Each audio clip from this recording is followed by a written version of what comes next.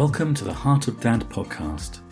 Heart of Dad is a podcast for entrepreneurs who are passionate about their families and business and looking to find more clarity, more balance and more alignment in all areas of their life.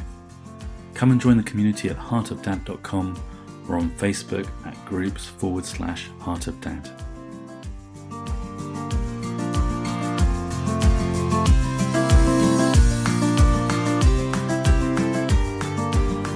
This week on Heart of Dad, I'm interviewing Piers Thurston. Piers is the founder of Quality of Mind, a pioneering way to enable exponential human potential. Piers has been a coach for 20 years and works with businesses and private clients. Piers is a dad to 2 children. So this week on Heart of Dad, I'm delighted to introduce Piers Thurston. Hi, Piers. Hi, Matt. Pleasure to be here. It's great to have you here, Piers. So tell us a little bit about yourself, if you will. Yes, so a little bit about myself. So I'm 46 years old. I am a dad of 2, a little boy who's 9 and a little girl who is 11. I co-parent with my ex-wife, so I've got divorced, separated about 5 years ago now. And business-wise, I've been a coach for 20 years now. 10 of which have been from the understanding, sort of the foundational understanding that's often known as inside out or 3 principles or non-dual, how you describe it. I mainly work with organizations and business leaders.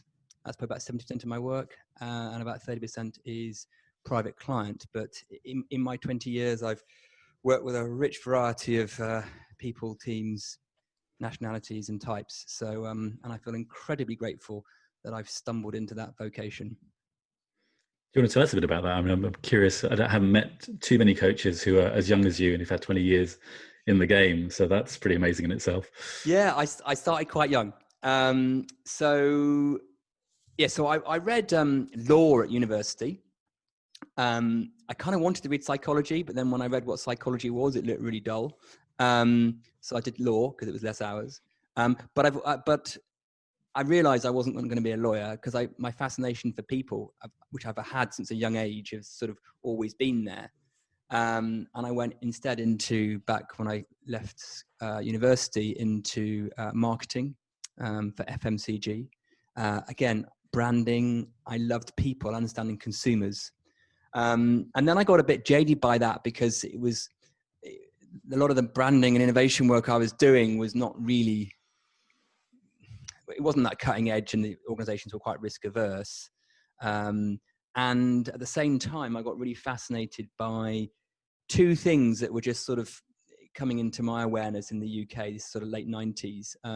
One was coaching and one was NLP, neuro-linguistic programming. And I thought, wow, so mid-late 20s, I'm going to be one of them. So I sort of retrained as much as you could back then to be a coach. I remember I was on the first page of Google for life coach because there's no one else doing it. Life Coach London. And I set myself up as a coach and went for it, really.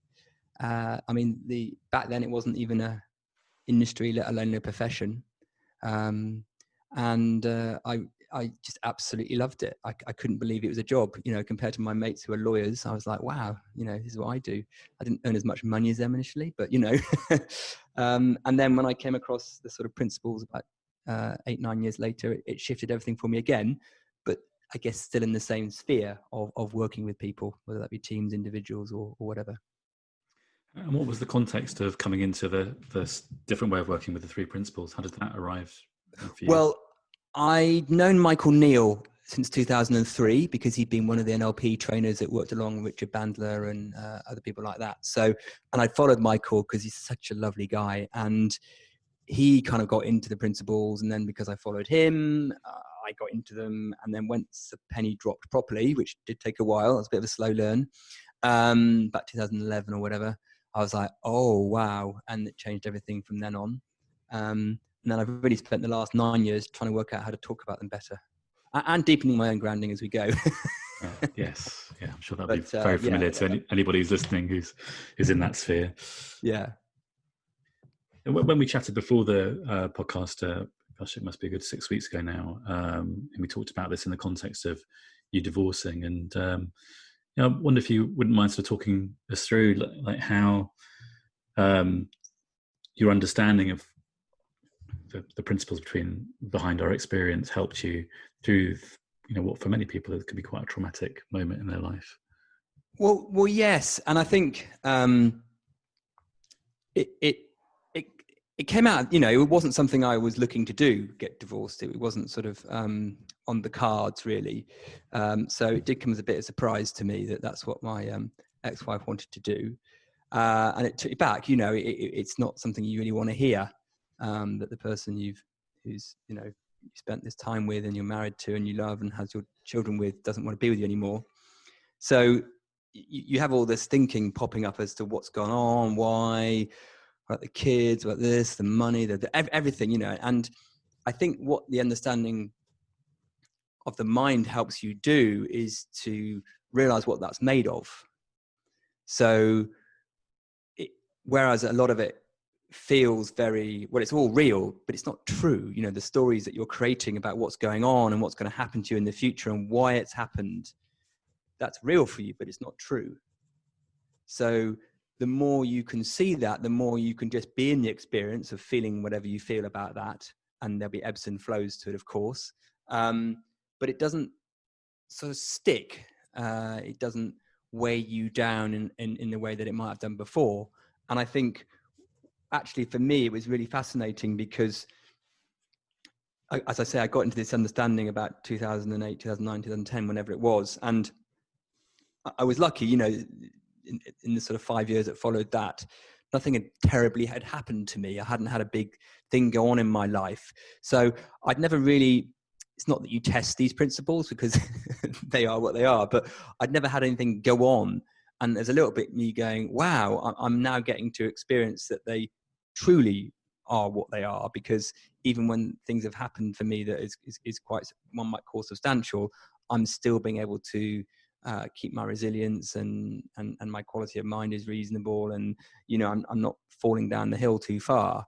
So it was a lovely way of real time seeing experience in a more exaggerated way, which you can do sometimes, and actually can relate more to some of what my clients might be saying sometimes, because I'd had a fairly calm mind before that, I guess, in some levels. So it was a rich experience to go through that, but with the understanding that sort of equipped you to not let it get in the way too much, and see what and come to sort of clarity fairly quickly as to what was happening and the best way forward. And I feel incredibly grateful that I had the understanding I did, and I didn't try and NLP my way through it, which I think it would have been harder work. Yeah, I can imagine. And listening to you, obviously I have some understanding of the principles of two because I work from that space with my own clients. But for somebody who isn't in that space, listening to you, I think one of the misunderstandings could be is that you won't have the full experience of life. Because I imagine I've not been through divorce, but I've been through breakups. Enough in my life to know about the pain, the agony, the disappointment, the feelings of loss of a future, the kind of some of the things you're touching on the financial side. There's so many dimensions to the end of a relationship, particularly if you have children. And I just want to sort of get your sense of that, because I think you're not saying that you didn't have those experiences. It's just they didn't kind of rock your boat in the way that maybe they might have done. Well, otherwise. I think actually I think what the understanding gives you is a richer, fuller experience of life. So if it was a roller coaster, it's not like you get a small roller coaster. You probably get a bigger one, but you know what the roller coaster is made of. So I felt when I had the understanding, I got unshackled to feel more. I was probably quite stoic prior, and I would use things like NLP to make myself more positive and to actually get rid of the negative. So we used to go on negativity fasts in positive psychology and NLP land, where you shouldn't have a negative thought, and if so, you do a technique to get rid of it, which I laugh at now. But so actually, you feel more connected, more ebb and flow, but it doesn't affect you in the way that it might have done. So it's like, you can watch an amazing movie, can't you? And you can cry and you can laugh and you can get scared. That's the point of a movie, is to feel. Same with a roller coaster, is that the point is to feel, right? Now, when you get out of the movie theater and you get off the roller coaster, you're like, whoa, check that out. That was amazing. I paid money for that. It was brilliant. We want those things. We're designed to feel. Now, when it comes to real life, or what we would call real life, as opposed to movies and roller coasters, we don't want to feel certain things, right? Because we think they're coming from the event, the circumstance, the situation, or from the self. And therefore we kind of go, well, I don't want to feel that there. No. That's okay to feel in a movie theater or on a roller coaster, but I don't want to feel that about something that is what appears to be causal from either my own mind or the outside world. And I think what this understanding does is it removes that, and you just feel more, but it doesn't bother you as much. So the best analogy, and this is a parenting podcast, is the 2-year-old, right?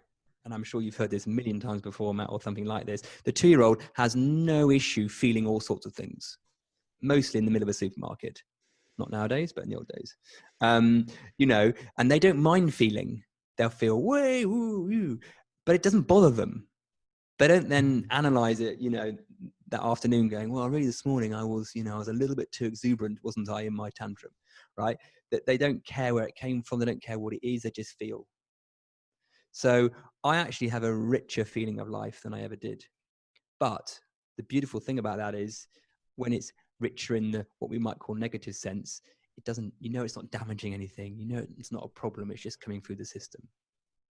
Does that? Yeah, beautiful description of kind of an amplification of experience, in a sense. You live life in a greater richness, or a greater tapestry of nuances and depth. Yeah, which is the whole point, I think. Beautiful. What about the? How did you navigate your separation and divorce with your children? So I guess they'd have been quite young at that point.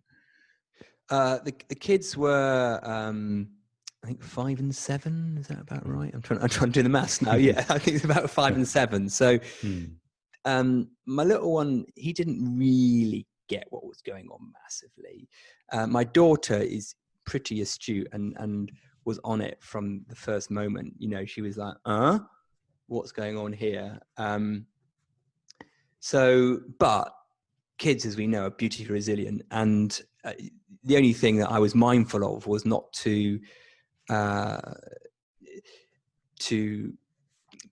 let them have too many narratives about blame and whose fault it was between me and my ex, and and just to keep it very neutral in that level, because I didn't want any kind of resentment or anything possibly happening there.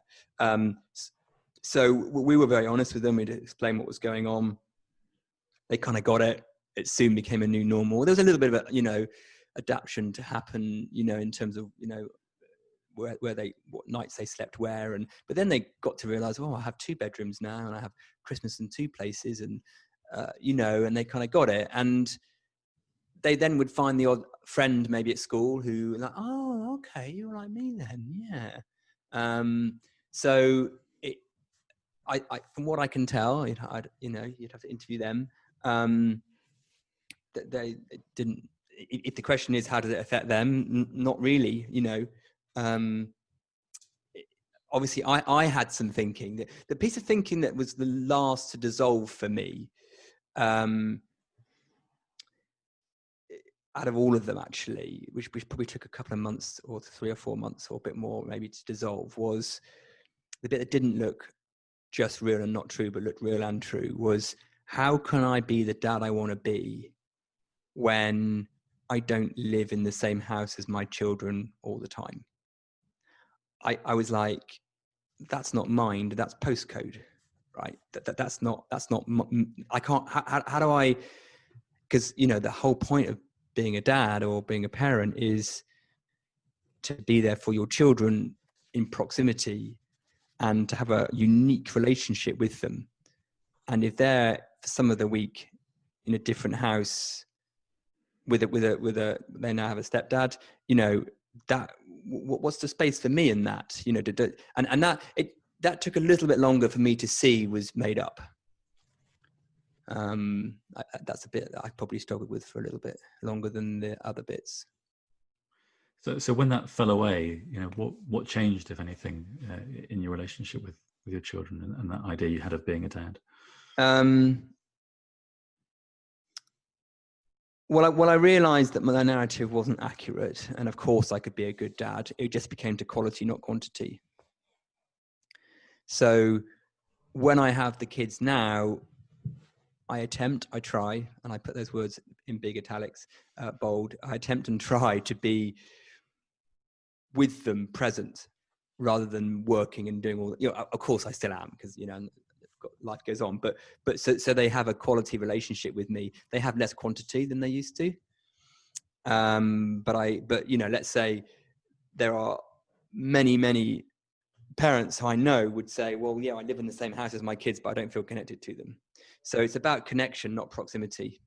And actually, given that we're recording this in the middle of a pandemic, we're all in lockdown, the connection has nothing to do with proximity, right? But I suppose my hang up about it initially was more egoic about, but I'm their dad. What do you mean I'm not going to see them? And I'll tell you one little thing that I remember, a little thing that just hit me at the time was I went to the kids' school to pick them up. I didn't know I was coming. I was just like surprised them, and I checked my ex, like, oh, I'm going to pick the kids up. She said, oh yeah. And little Max comes running out. I think he was about 6 or something, and he had a picture in his hand. He'd been drawing. I said, oh buddy, what? They show you the picture. What's the picture? And he showed me a picture of the household, and it was him and his sister Abby and their mum and their mum's new partner. And he then looked at me and went, oh, Daddy, there's no room for you in here, right? And my heart went, right, kind of like fell through the floor. There's no room for you here. I was like, oh my God, that's iconic, So for about 30 seconds, I was like, no. But then I just thought, actually, isn't it beautiful that he's drawn that as something that represents, and that there's love in that picture. I'm not happen to be in it, but that's okay. He's in a place where he feels secure and love. And then he looked at me and he said, oh, Daddy, if I'd known you were coming, I would have put you in it. Right. And I was like, no, Max, no, it's not about that. Right. And because I think maybe he felt that 30 seconds of my heart drop, even though I just kept a smiley face, maybe. And I just thought, it's not about me, this is not. So my takeaway from that was, this is not about my ego needing to be in the picture, needing to be the dad, right? I need to get over that, not get over it in a psychological way, but I just need to see that for what it is. And then I'll be the best dad I can. And I think that was very telling for me when I realized that I was egoically attached to being their dad, as well as just wanting to be someone that loved them as a parent. Does that make sense, the distinction? Yeah, very much so. And I mean, what I hear in that is like, when you strip away your thinking about, your identity as a dad, then it was much easier to fall back into that loving connection. And exactly. And actually, there isn't a love is not a scarcity. So it's not like my kids haven't got enough to go around, right? Or I haven't got enough to go around. I mean, sometimes it feels like that, definitely. So I realize I'm not always in that space, but it's about not being egoically attached to what your role as dad is, I think. And my role now is different to being their dad that's always around. It's a hugely important role. But it's different. That's all. It's not better or worse or anything. And you just touched on something that I think many dads would also resonate with, is like, that there's this idea of perfection and then there's the reality. And, how do things play out when it's difficult, when you find it difficult, either because of work pressure or your own, whatever's going on in your own life, to not be that dad that you would like to be, so to speak? Yeah. So well, I have plenty of practice, which is good. So it comes to me when it can appear to me, I have a narrative that says I'm great one-on-one, but where I'm less present with them or less connected is when they're both yabbing in my ear, right? Fighting for attention, right? And they're siblings of an age that do that regardless when they're in the room, but often because maybe they haven't seen me for a while or not a few days or whatever, and it's like, daddy, blah, blah, blah, blah, blah, blah, blah, and it's like everyone's talking. I'm like, I think the sentence that probably comes most out of my mouth is one at a time and wait. So they're the two sentences that come out of my mouth, like one at a time and wait. So I like to be present when I talk to them, so I can be present, not kind of just fob them off, although I do my share of that. And when they're both having a go, I find it difficult. It's like air traffic control. I go, well, can I come to you in a minute? I'm just dealing with this one, right? And I've only got 2 kids. I haven't got like 4 or something. But what I try to do is create a little bit of time with them one-on-one, where the other one's doing something else, so that I can, and be better at multitasking, of course. But sometimes I'm not a great cook. Sometimes I'm cooking, they're talking to me. I go, I'm trying to cook a spag bowl here. I know it's not complicated, but for me, I need to concentrate what I put in here, what or not. And they're talking. So that's, I struggle a bit with that. So your question was, how do I deal with that? Well, I sometimes get judgmental on myself. I sometimes shout at my kids. And I think the one thing that helps me is to know that, like every other human being in this system, they have an innate resilience and okayness. Now, that doesn't condone me to abuse my children, by the way, right? But if I'm narky with them, if I'm short-tempered with them, I explain when I'm not. Okay, yeah, daddy was just having a little whatever. Yeah. So like we all do, like you do, I do too. So I know they're undamageable by me too, at one level. Now, again, that doesn't mean I just be a bad dad all the time, because common sense means you don't. But I think what stops my judgment going too far is knowing that I'm not damaging anything. I love that insight. And one of the things I've been exploring with other dads, and I've had very different conversations about it depending on where they're at and what their understanding is around guilt. And some of the people who've come from the 3 Principles community have just said, well, I see what guilt is. It doesn't trouble me because it's just a reflection of my thinking in the moment. It's not a helpful feeling in terms of driving my behavior. But I heard something, use the word judgment, and I wonder if does it ever tip into that feeling of guilt for you about when so certainly for me, when I lose it with my son, which I do obviously from time to time, I don't dwell a long time in guilt, but that's my first impulse is to move into that space of, ooh, right, that wasn't great. I wasn't a great dad at that moment. Yeah, I don't. It's a lot about labels, this, but I don't know. My judgment goes into guilt. I don't even know what guilt is really. Where does the line between judgment and guilt? But I suppose if guilt's a longer form of judgment, a longer longevity to it, it's more temporary. Because I think when I restore to my balance, I ask myself, am I doing a good job as a dad? And I'm like, well, I'm doing the best I can. If I then ask myself, is that good enough? I'm like, well, if it isn't, I don't know what else to do, because if there's a way I'm going to be a better dad, that won't come from me feeling guilty or giving myself a hard time. It will never come from there. It might temporarily. I might be able to have one day when I never shout at my kids because I'm using willpower and discipline, but that's not a long-term strategy, right? So the way I'm going to be a better dad, whatever I need to be, will be through realization.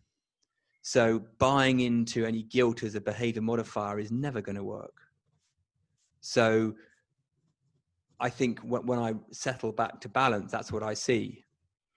Now there may be a nuance here, because that doesn't mean I stick my head in the sand and never listen to feedback from myself or the world. I try as much as I can to, because our kids are telling us all the time what we're up to, right? No, we don't always listen because we're busy in our minds, but we kind of, if we tune in, we know what they need, right? So an example of that is my daughter she can have some anxiety around sleep sometimes. And it would appear to me, I've tried different strategies to help her. And sometimes I get a little bit too egoic about, tough love on it. And sometimes I've held on to that strategy too long before shifting to just be in the moment and see what she needs, right? Rather than go, well, I can't let her, so you can catch yourself. That doesn't, when I'm using that as an example of saying where you don't want to stick your head in the sand and go, well, there's never feedback. There's always feedback in the feeling. There's always feedback in the feeling. So I'm open to that. And then that sort of changes things by insight and realization rather than by sort of psychological application of a strategy.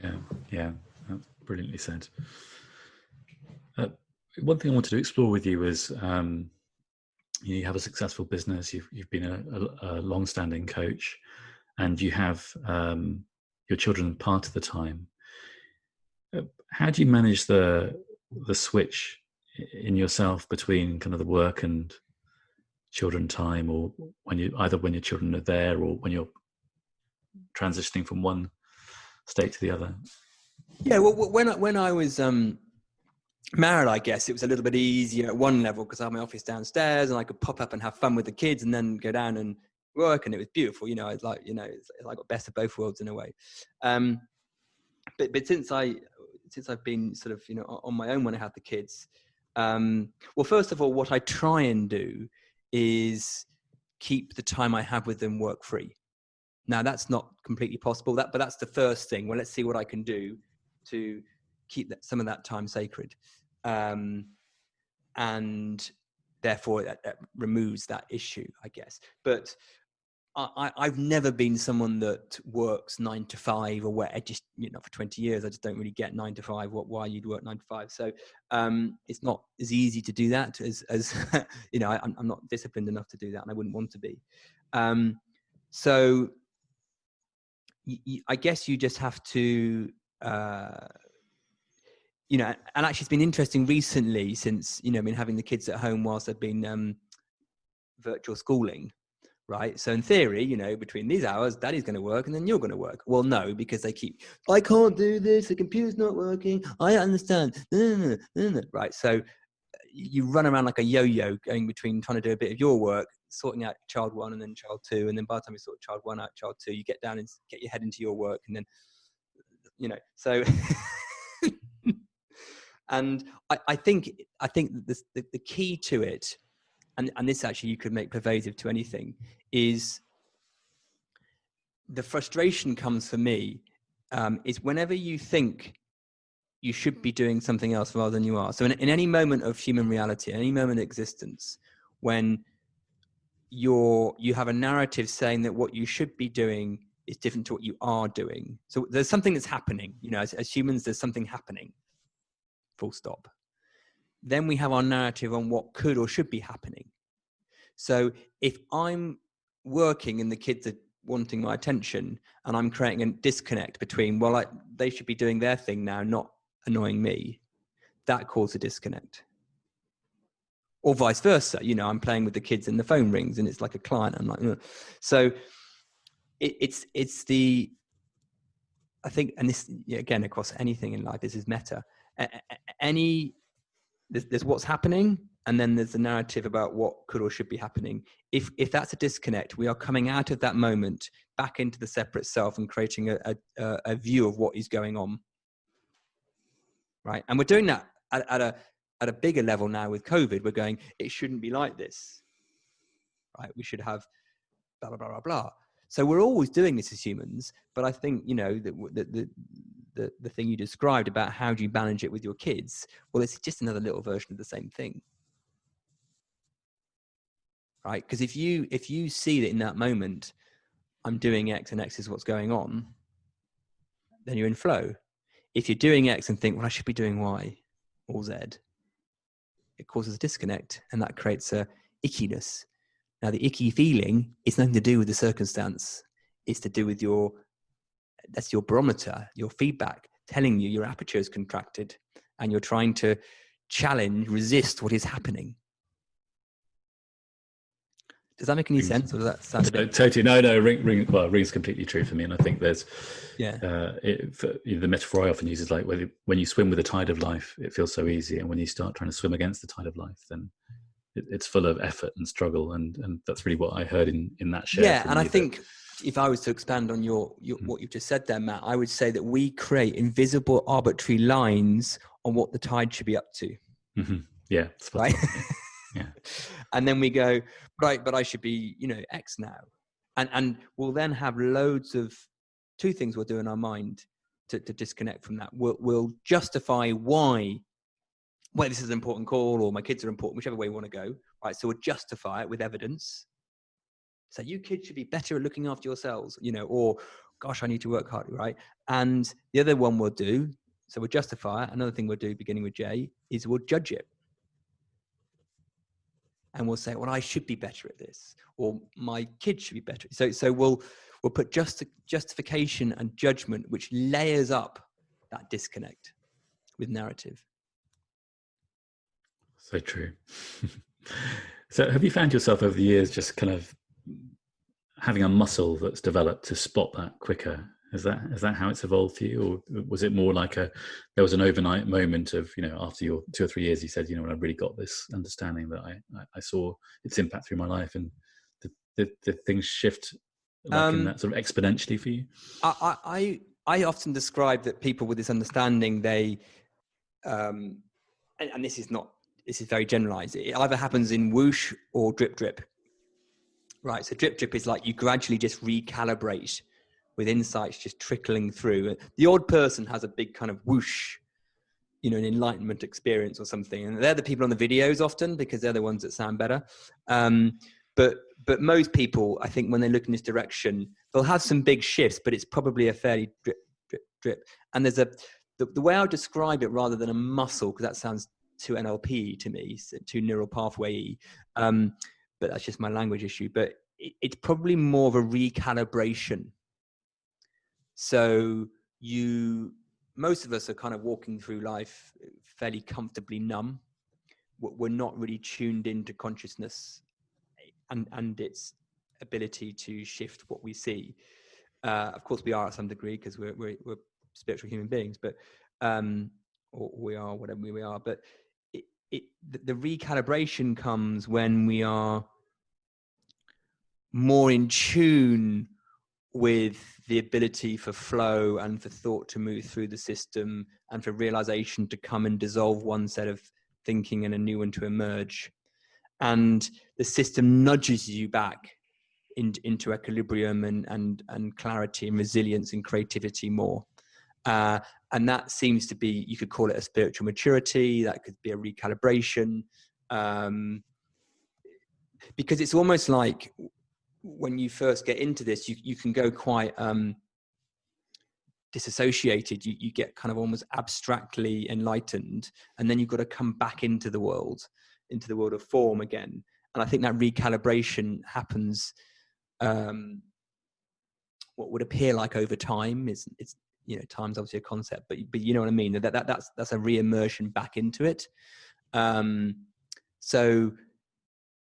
And that's really interesting to watch, that recalibration, because it shifts everything. It shifts the needle. It shifts the needle of where your thermostat is, I think. And it does the hard work for you once you that's happening. Yeah, I love that description.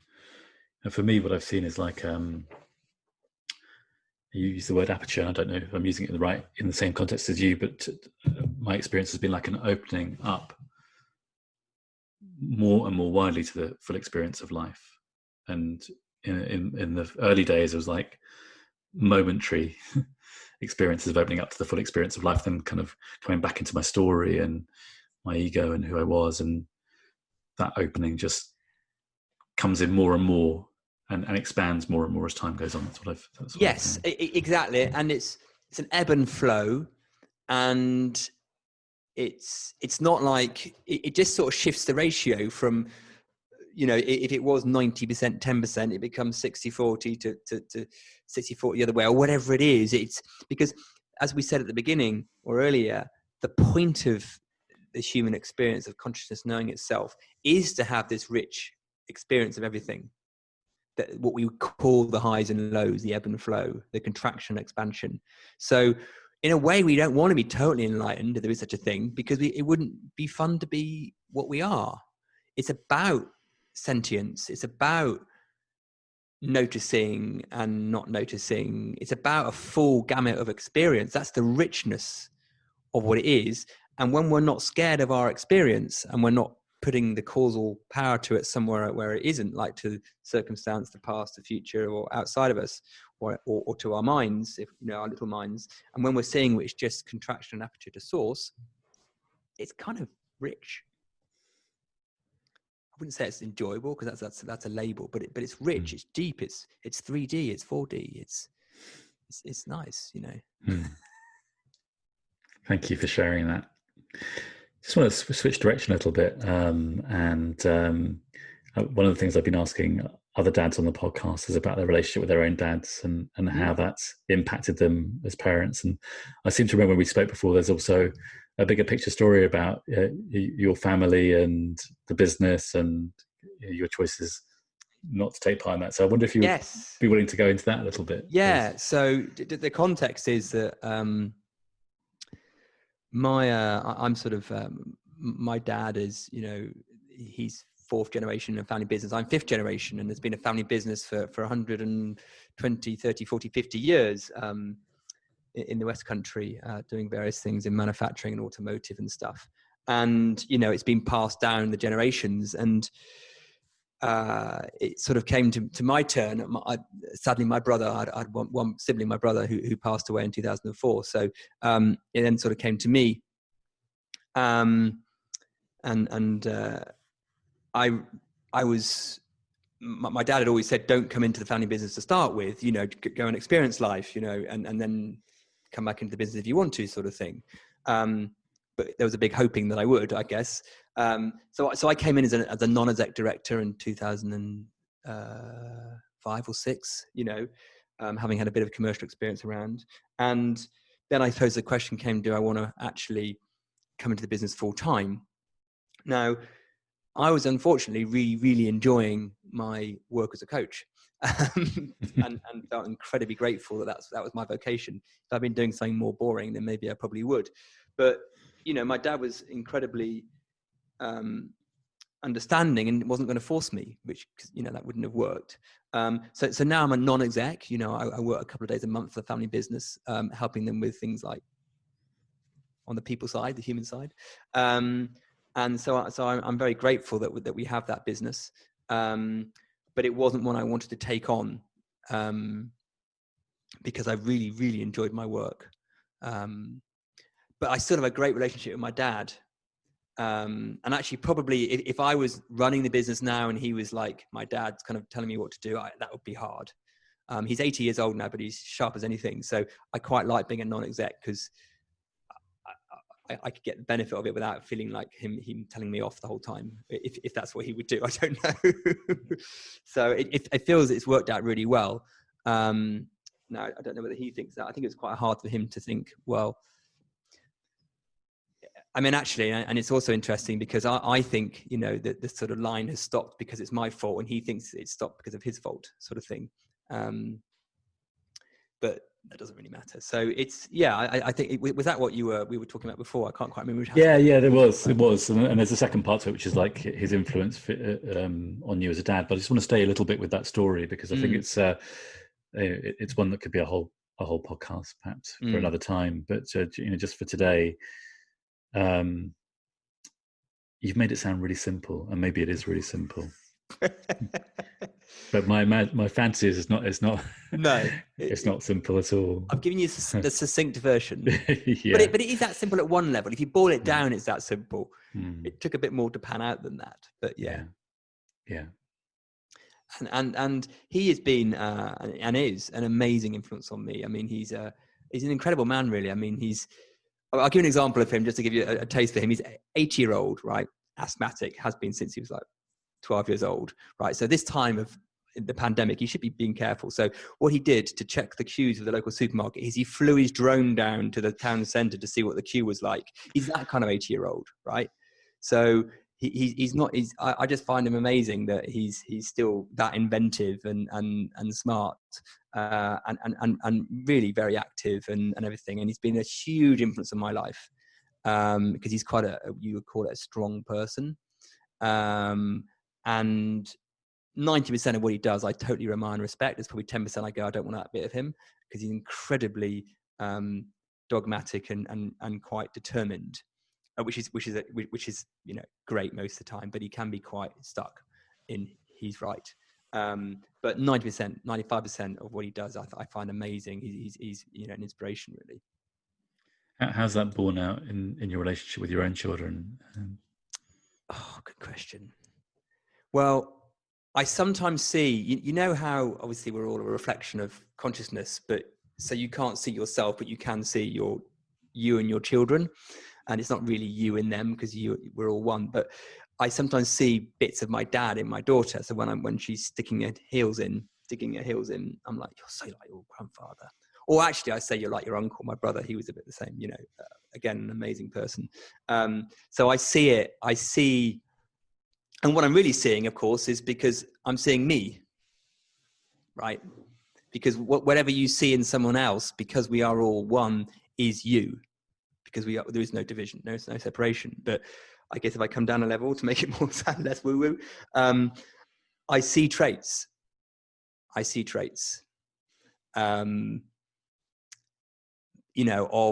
that. But I think if I take it at a more kind of conceptual level, the one thing that my dad was incredibly focused on was giving us, my brother and I at the time, the best possible experiences of life and education, and I want to replicate that. So I think I don't just mean academic education, but we were lucky enough to travel a lot.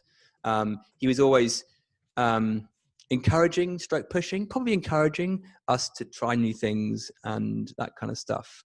So it's how foundational it is to do, and I think I agree with that, and I've adopted some of that in my own parenting. That's wonderful. It sounds like you had a very rich experience in growing up.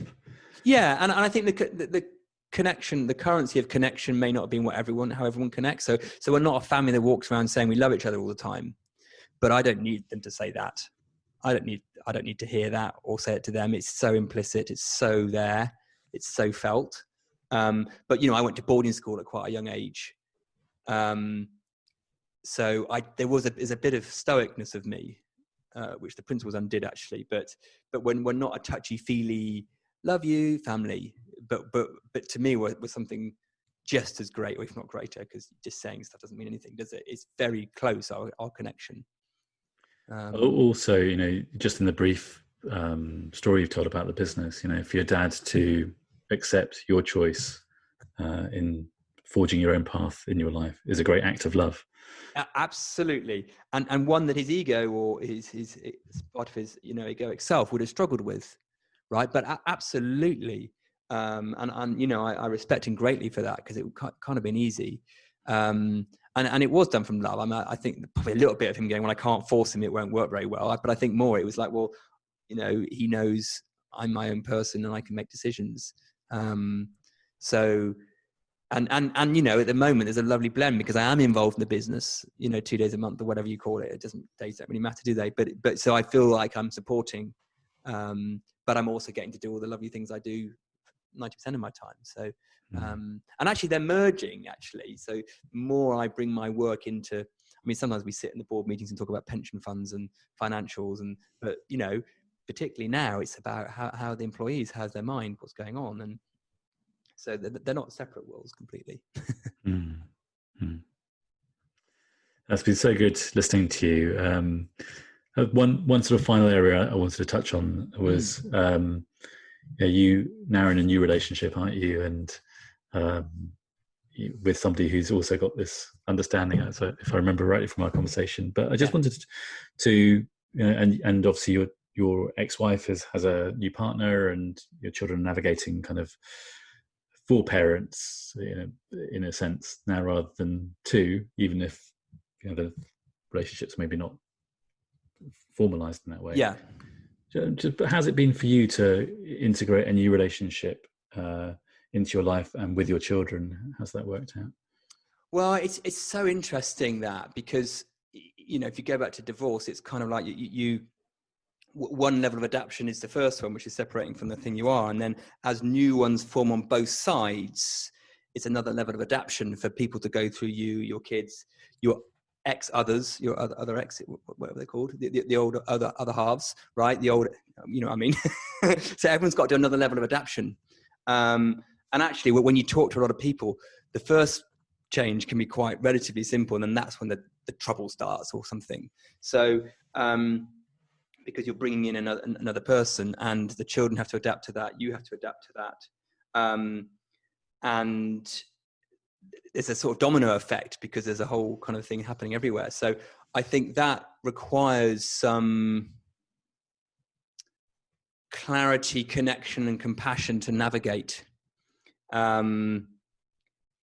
mean, the person that my ex is now with is actually an old friend of mine, so I kind of know him. And you know, if she's got to be with someone, I'd rather it be someone decent like him.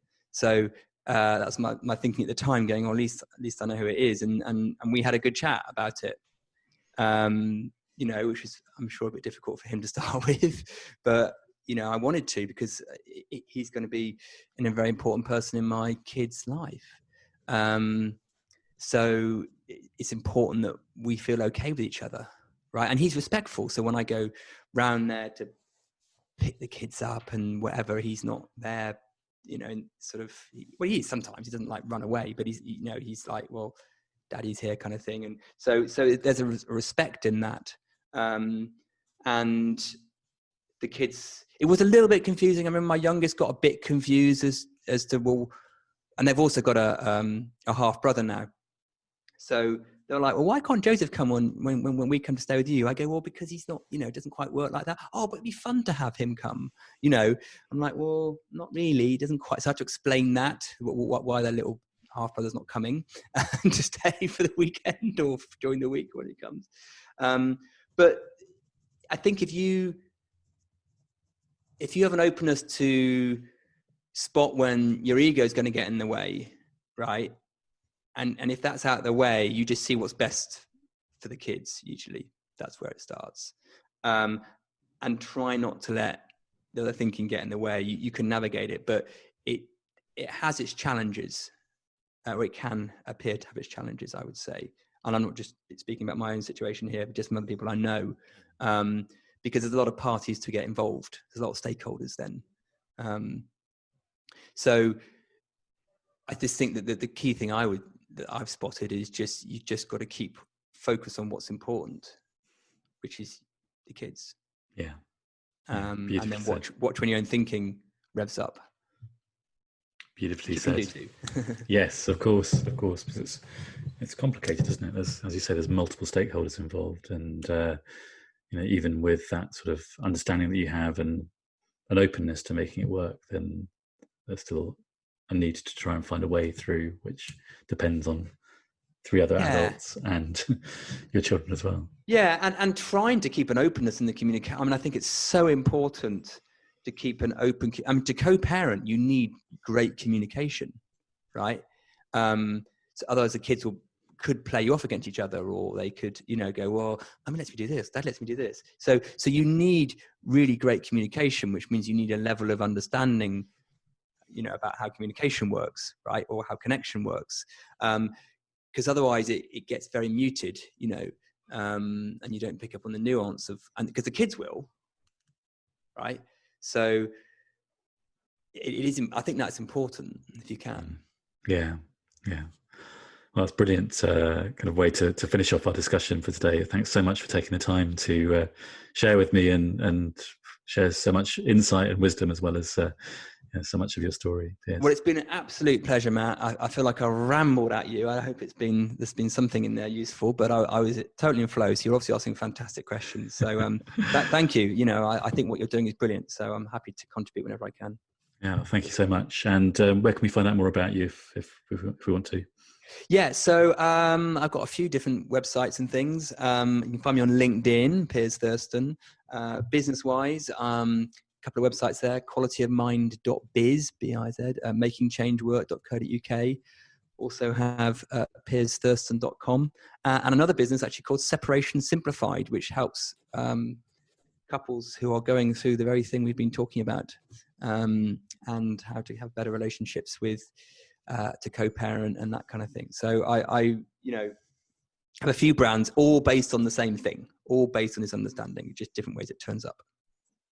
Brilliant. Well, I'll put all those links in the show notes, and there's something for everybody in there. Yeah. Yeah, it's been great speaking to you. Thanks again, Piers. Cheers. Okay. Bye.